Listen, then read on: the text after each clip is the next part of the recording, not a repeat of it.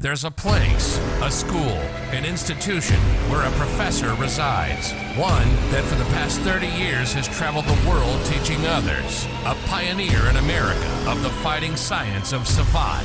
One who codified the sports of this fighting style. One who has produced clubs, champions, and continues to develop. Listen to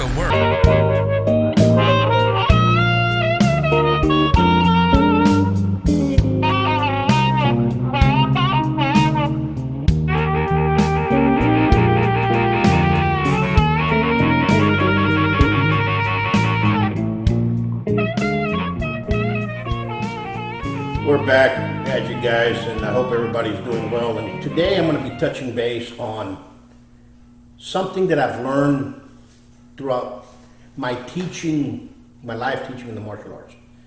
I started teaching at the age of 18. Many of you guys know that. I'm going to be 53 in September. So it's been a long time. What I'm going to tell you is about the mistakes that I did. Stuff that I learned through trial and error, listening, paying attention over the years, and understanding the several types of martial artists that exist. Okay, and I'm gonna put it all. I don't care whether they're saboteurs, whether they're capoeiristas, karatecas, judo, whatever. This concises all of them, and you should pay attention to this. You know, and some of these you should not follow. Okay, you should not follow. I'm gonna tell you why.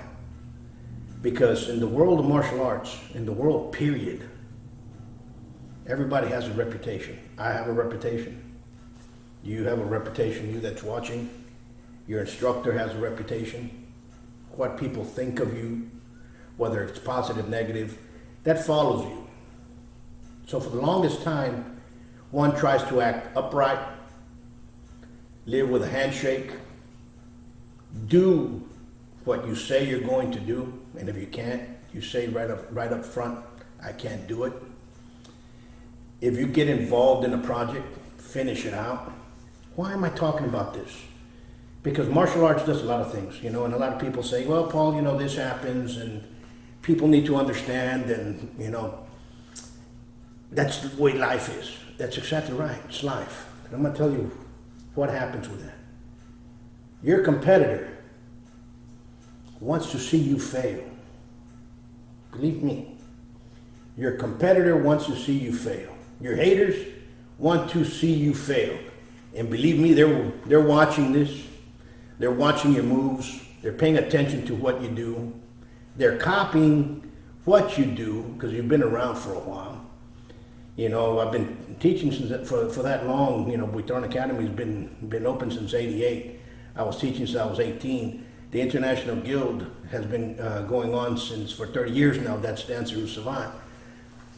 Not only did I teach here, I taught in France and in other countries, and the same follows through. And I'm going to list them for you. Both you're a fighter, you're a teacher, you have a club, these go for you. Number one, I call them the one-timers. One-timer comes in. One-timer comes into your school. Tells you, you know what, I want to fight, I want to do this, I want to fight, I want to be there, I want to be the champion, really want to train. I want you to train me to be a champion. You know how many of those one-timers I've done? I can multiply it several times, okay? And let me tell you what happens with the one-time wonders. They'll come in, they'll train, they'll work out, they love it, you take them to compete, they do great, then all of a sudden, they quit. They come back, they can't do it again because they don't have determination. They stop in the middle, start talking bad about everybody, and out the door they go. They'll go do it in another school, they do the same thing, and onward through the fog. Those one-timers are plenty, okay? Plenty. You see them all the time. So you have to be careful with that because those guys will come inside, it'll infiltrate a school. You accept them because you accept everybody. They start working out. They might start producing, and all of a sudden the bad energy hits, and they'll bring everybody around them down. Unfortunately, it happens. It happens. And the next one, let's go down here. And this goes out to many. Those that promise. Okay? I'm going to tell you what happens with those. Hey, Professor, I promise you I'm going to bring in four students coming in next month. What happens next month? 0 come in. You know, Professor, that event that you're going to have, I promise you I'm going to get you a sponsor. I'm going to get you, and guess what happens? 0. Hey, Professor, you know, I'm going to be promoting this thing. I'm working here, and I'm going to bring these people, this crew that's going to come in with me, and blah, blah, blah. Guess what happens? 0. They promise too much, never get done anything. Guess what happens with the morale when you have one of those inside your school? Guess what happens when your morale when you have one in your team, in your crew? Well, they start breaking up. They start moving away. They start going elsewhere. It happens not because of you, but that you allowed the person to overpromise, and everybody was meeting that expectation, and then you're the one to blame. Remember, if you have a business, the martial arts school is a business. I don't care whether you train in a garage, whether you train in your backyard, whether you train in a park, whether you rent at a rec center, whether you rent at a health club, or whether you have your own space. The instant you start teaching other people, you became a professional martial artist. Professional martial artist does not mean that you're a professional fighter in the ring. It means that you have a school. Get those two cleared up. And believe me, once you get into the school, that reputation changes, regardless if you train at your house. What reputation do you want to build is a reputation the martial arts community and the city around you, and eventually all over the world, is going to have on you. Are you one that fulfills, or are you one that does not? Are you an overpromiser? You're a one-timer? Let's continue on. There's a list here. The next one I'm going to say is the disco kid. Why did I name him disco kid? Because guess what? These are the martial artists that come in. They're always prancing around. Let's go dance, you know, hey, Professor, you know, hey, guys, you know, after class, let's go get some beer. Guess what? Everybody starts going out. These guys, stay away from. I'm going to tell you why. Believe me, I'm going to tell you, I was young. I went to the nightclubs. Believe me, went to bars. Believe me. But I left that behind. I see guys coming in here in 40s, 50s, still going to nightclubs, still getting drunk, still being the power drinker, still picking fights, still thinking they can do something when they never could, and brings it down. Let me tell you how that brings people down. Well, folks start going, right? You know, the last time I went to a bar, you know, my wife and I, we went out and we had a couple of drinks, and we were in San Antonio. We sat down, we had a couple of drinks, we listened to some music and continued moving along. Drinks were what, 12 bucks a pop, 15 bucks a pop. Imagine going out Friday, Thursday, Friday, Saturday, Sunday, and you can barely pay the rent, or you can barely pay, you're a martial artist that can barely pay the rent, barely pay the tuition for the school you go to. Guess what's going to happen to there? Flutter away. So the disco kid will disintegrate a club in a heartbeat. Believe me. They're the best ones to be around with. They're the fun guys, man. They're the guys that are going to come in there, be energetic, but they won't last long. They last 6 months, 9 months, maybe a year. After that, you don't see them again. Now, let's go out and let's put the next one that I'm going to mention is what I call the rainbow bright. Everything's peace and glory and be passive, and you know what? we're going to do it this way because this is the best way to make sure that we get that event at that location, and it's not going to be much, and by the time you know it, it's over budget. Because these people were the ones that were telling you, oh, do it this way, these ideas, these rainbow brights, they're, their heads in the cloud thinking of ideas that are going to be beneficial for the school, beneficial for the crew, beneficial for your students, beneficial for them, and it's actually bringing you down. Be careful with that. I'm going to tell you this. I've planned a lot of events. I've done a lot of events, done events here in Texas, in other states, in other countries. And one thing is very simple. The formula for the event is very simple. It's y plus x equals 10. How you get there to make sure you get to 10, whether it's 5 plus 5, 9 plus 1, 7 plus 3, it's still going to get 10. You have to figure that out because that's your budget. So if you have $2,000 that you have to work with, you have to figure this out for you to get that budget. Now, if you have a $10,000 budget, the same thing goes with it. If you need sponsorships, you have to understand that those sponsorships are going to be there. So when you get folks that come into your school and say, I want to help you with sponsorships, and you're counting already with that, and it's already a week into the event, and guess what? Nothing's happened, and all of a sudden they tell you, here are your tickets, or they leave. That's when you realize that you made a mistake. Believe me, I've been through there. So be careful out there when you plan. Remember, reputation follows you. You have a bad event, guess what? People are going to go in there. People might say, you know what? Professor Buitrón's an asshole. Yeah. Oh, Professor Buitrón's the best guy there is out there. You're going to hear both sides of the story. I might be an asshole to some because guess what? I believe in safety, especially in events. Okay? And if there's some instructors out there that really do not care about that. Whether the student gets a broken hand or whether the student doesn't make weight or whether the student's an amateur goes to a professional, they don't care. It's their ego. But eventually you'll catch up to them. Remember what I said? Reputation catches up to you.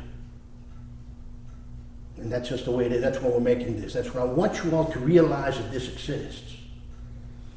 Okay? Because these are things that I've gone through that people need to understand that exist. Okay?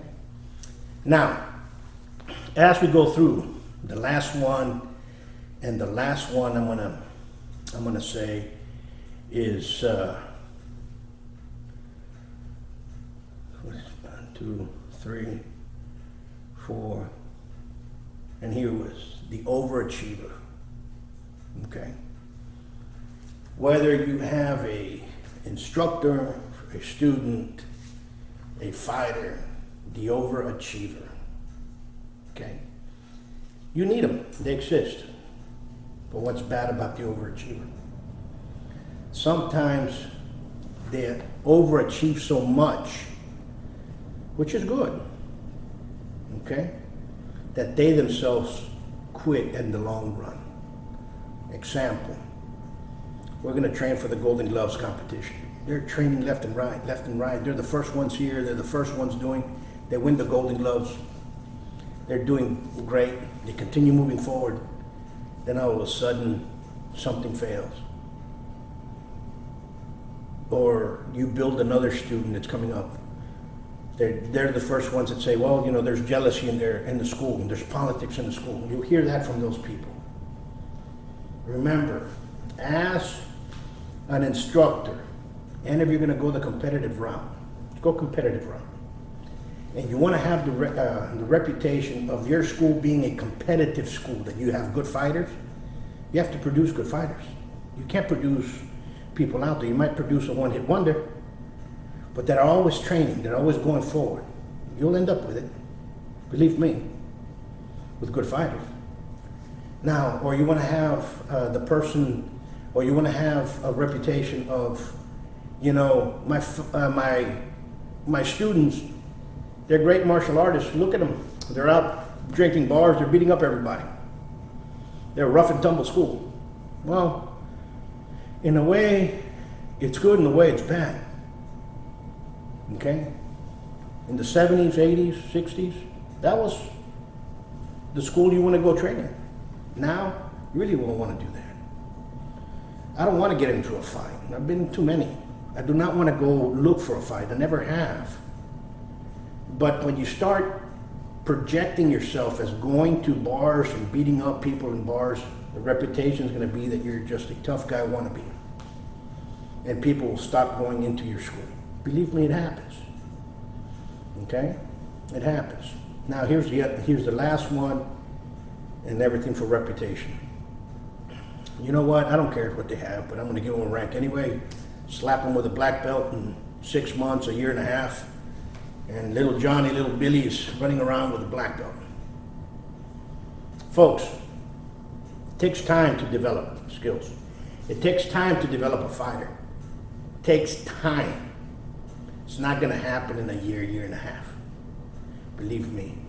If somebody tells you that your student, that their little boy or you're going to get a black belt in 6 months, 9 months, a year, year and a half, they're full of shit. Okay? You're going to become a silver glove in Savate. You came to our course. I've seen it advertised. It's $1,500 and you become a silver glove in Savate. Want to become an instructor? $5.99.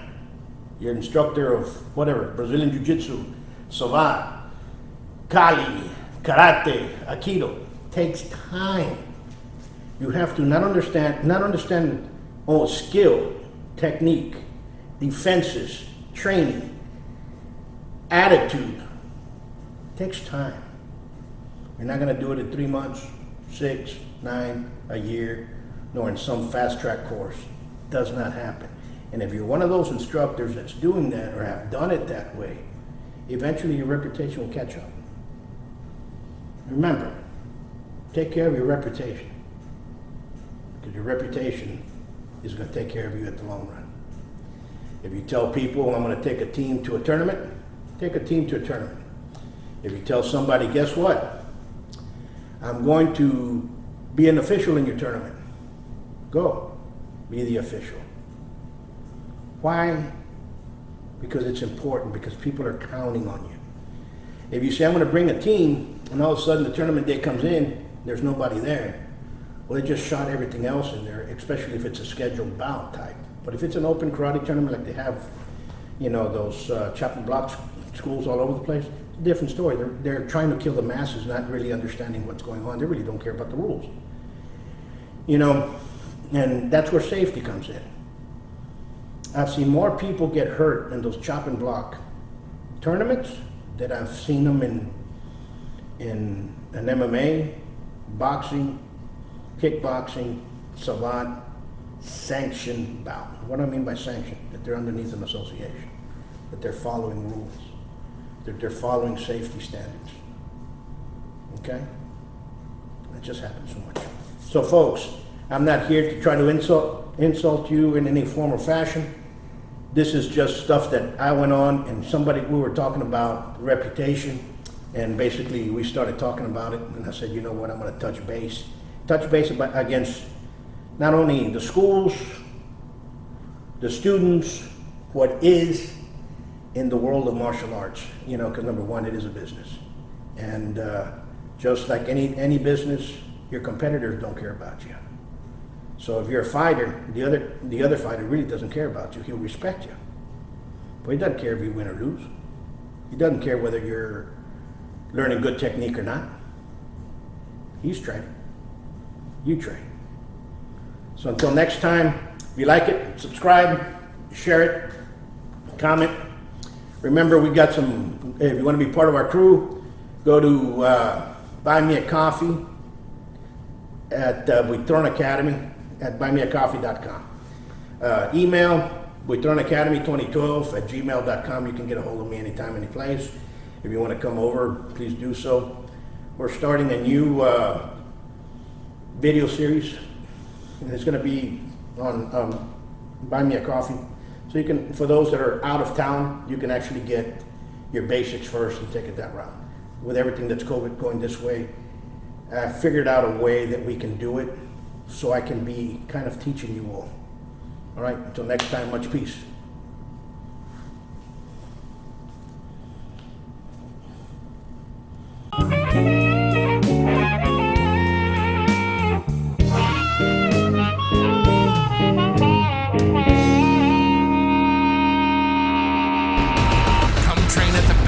secret of Laredo. Buitron Academy, 956-401-4868. Savate.biz.